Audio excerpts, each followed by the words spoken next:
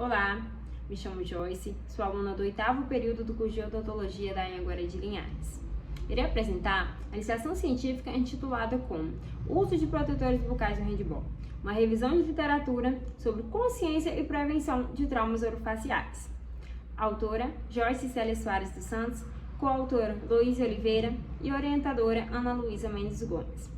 Essa pesquisa ela teve o apoio da Fundação de Amparo à Pesquisa e Inovação do Espírito Santo, também conhecida como FAPES. Com a ampliação na participação de atletas nos esportes de contato, observa-se o aumento de lesões orofaciais. E ao analisarmos o handball, que é o foco do nosso estudo, nós podemos afirmar que o handball ele é um esporte mais intenso. Ele carrega nas suas partidas um aspecto cultural que é evidente a frequência de traumas odontológicos durante suas partidas. Isso se deve ao fato de que o handball ele é um jogo muito tático e estratégico. Isso inclui algumas ações como fintas, puxões, agarrões, que resultam em colisões corporais, sempre visando impedir o adversário de chegar até o gol. Embora algumas dessas ações elas são consideradas infrações, ao mesmo tempo elas podem ser consideradas estratégicas defensivas. Dessa forma, a adoção de medidas preventivas ela se faz necessário, tanto para evitar os riscos, minimizar os riscos, para promover maior segurança para o jogador. E os protetores bucais, atualmente, pela literatura, eles são considerados uma medida eficaz, uma promoção na saúde bucal contra essas lesões orofaciais em atletas de esporte de contato.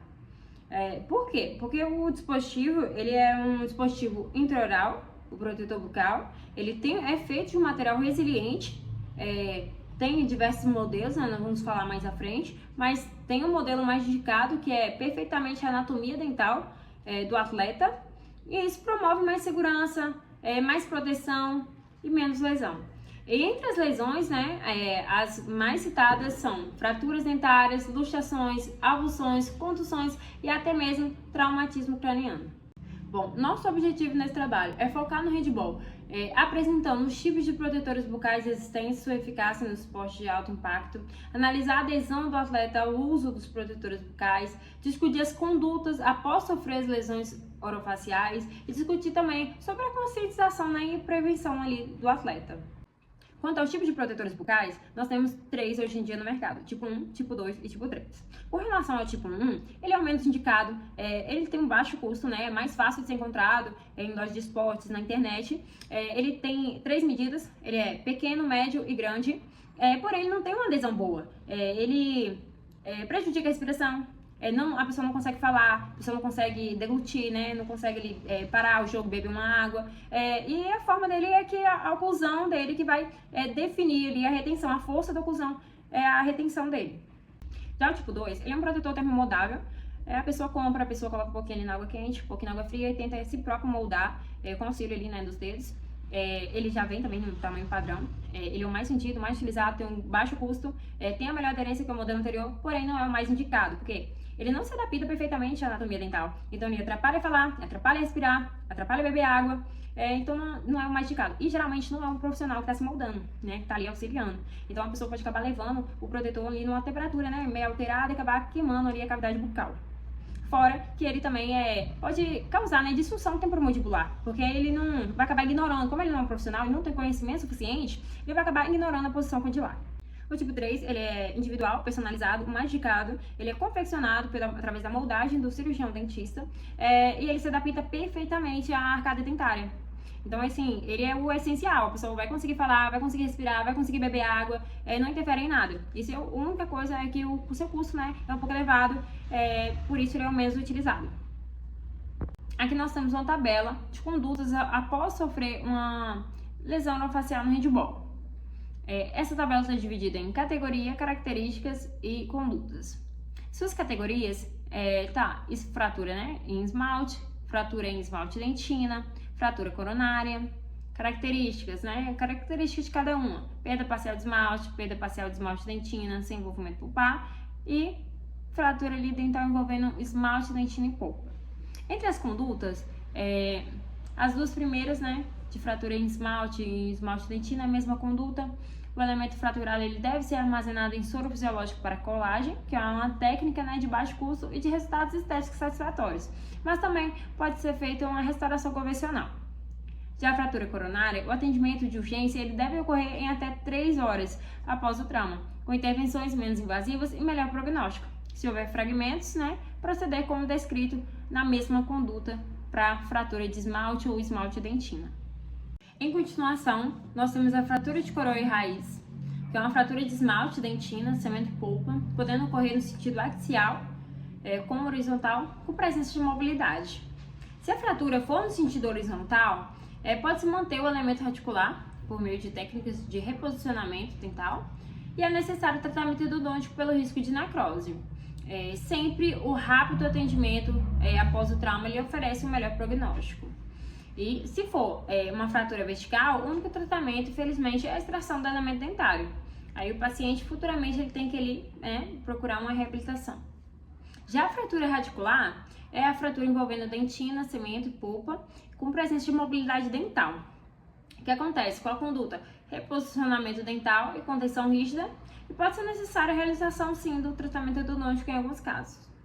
Para finalizar, a fratura de parede e processo alveolar, que é a fratura envolvendo a parede óssea do alvéolo, envolvendo ou não o elemento dental. O que acontece?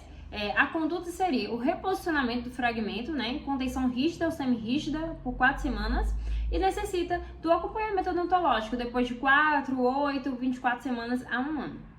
A metodologia utilizada na nossa pesquisa foi uma pesquisa qualitativa e descritiva, uma revisão de literatura. Nós fizemos uma seleção de material bibliográfico em sites confiáveis, como a PubMed, Google Acadêmico. Os critérios de inclusão foram handball, esporte de contato, protetor bucal, e selecionamos inicialmente 50 artigos. No final, ficamos ali com 20, que estava mais alinhado com o nosso tema, e as palavras-chave utilizadas foram protetores bucais, trauma orofacial, odontologia do esporte, prevenção. Em 2015, a odontologia do esporte ela finalmente foi reconhecida como uma especialidade odontológica. O autor Oliveira ele destaca que a odontologia esportiva tem objetivos amplos, como promover a saúde bucal, estimular a educação e a conscientização das comunidades esportivas, tratar fatores que possam levar a lesões e até ajudar a estabelecer regras para o uso correto dos equipamentos de proteção.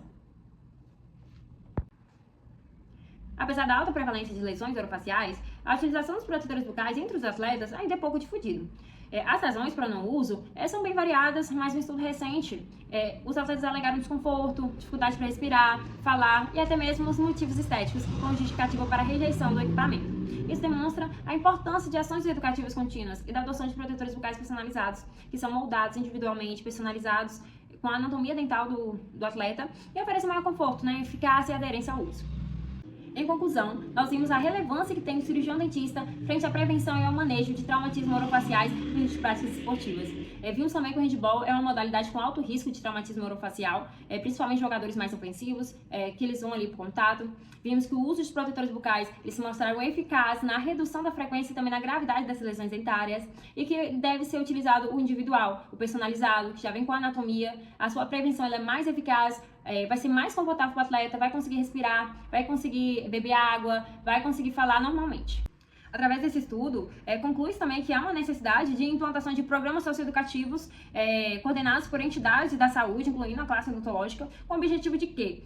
Fornecer informação, informar, sensibilizar os treinadores, pais dos atletas, os atletas e a população em geral, que às vezes não tem o conhecimento dos riscos, das injúrias dentárias no contexto esportivo. Fazer campanhas também de conscientização que divulguem os benefícios, os riscos, aí as indicações clínicas do uso dos protetores bucais de uma forma geral, de esporte de contato, não apenas o handball, não apenas o boxe, que é o mais conhecido, mas assim, com o intuito de levar a informação para a sociedade. Essas estratégicas, eu acredito que elas representam uma importante promoção da saúde bucal e podem gerar também impactos positivos expressivos na saúde pública nacional. Bom, para finalizar, gostaria de agradecer a oportunidade de dar meus cumprimentos à banca avaliadora. Agradecer também a minha parceira Luísa por ter aceito fazer essa pesquisa junto comigo. Agradecer a minha orientadora, a doutora Ana, que sempre abraçou as pesquisas, sempre nos incentivou. Agradeço também todo mundo que parou um tempinho para estar prestigiando essa apresentação. Muito obrigada.